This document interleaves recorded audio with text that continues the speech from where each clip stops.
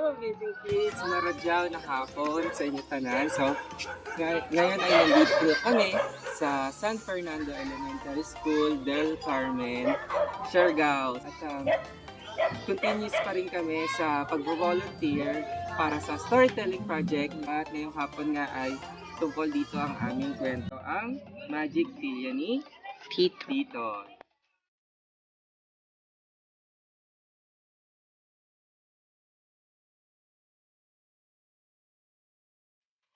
So, Ate Shelly, bati ka ulit. Hello, amazing kids! Ayan, so sabi ko nga, dito na kami sa San Fernando Elementary School. So, ano, Ate Shelly, napapansin mo, ang pinagkaiba nung school nila dito compared to Kaub Elementary School? Dun sa Kaub, medyo maraming sira talaga yung mga bubong ng kanilang paaralan. But dito sa San Fernando, mapapansin mo na hindi gaano naman. Meron pa silang rooms na nasira nung bagyo. Magagamit. Although, ito, feeling ko ay matagal na naman din itong sira before pa yung bagyo.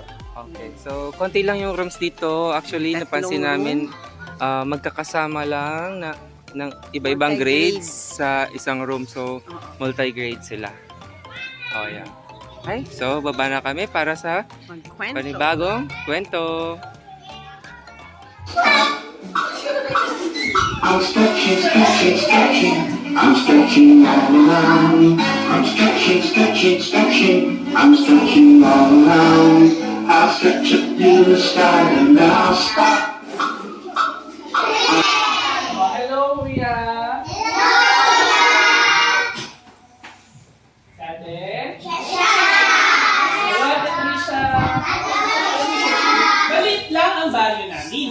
Kaya siguradong madali mo ako mahahanap. Madalas ako nasa plaza kasama si Titoy. Dito kami nanguhuli ng gagamba at naghahabol ng mga tutubi. Minsan sasakay ang aming dalawa sa Magic Silya at biglang ito malilipat si Brum Brum, labi kayo, hiyaw namin ang kaya sa labas magagaya. Sabay kawan ng Ang Magic Silya ni Tito. Maliit lang ang baryo namin, kaya sigurado madali mo ako mahahanap. Madalas ako nasa plaza kasama si Titoy. Dito kami nanguhuli ng gagamba at nanghahabol ng tutubi. Pag dumaan ka, ipakilala kita kay Titoy. Mabait siya, palabiro at makulit kagaya ko. Pambihira ang tawa niya. Kala mo, pabo. Alam mo ba? Meron siyang Magic Silya. Pexman, magic talaga. Merong dalawang gulong na di nabubutas kahit idaan pa sa batong matalas. Di kailangan ng gasolina, konting tulak lang aandar na.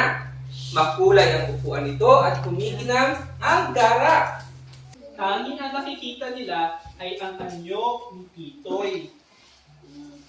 Wala kasi siyang binti. Ipinanganak si Titoy na tulad ng mga ibang bata.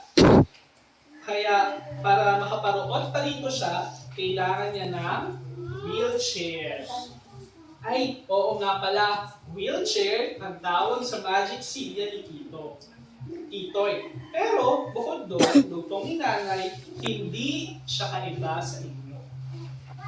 Tara na! Hiyaw ni Titoy mula sa labas. Hinihintay na tayo ng prinsesa sa may palayan. May bago na naman kaming pupuntahan. Si Titoy talaga, kahit walang binti, kung saan nakakarating. Kaya balang araw, makabibisita rin ang ibang mga bata kay Haring Plapla. Maririnig din nila ang tugtugan sa sapa. Balang araw ay makikita nilang walang ipinagkaiba si Titoy sa kanila at mahanap din nila ang aking nakita. Isang kaibigan. Samahan niya natin sila Titoy. Magiging kotse yung Magic Silya. Dali, paano? Everybody na! Magkano?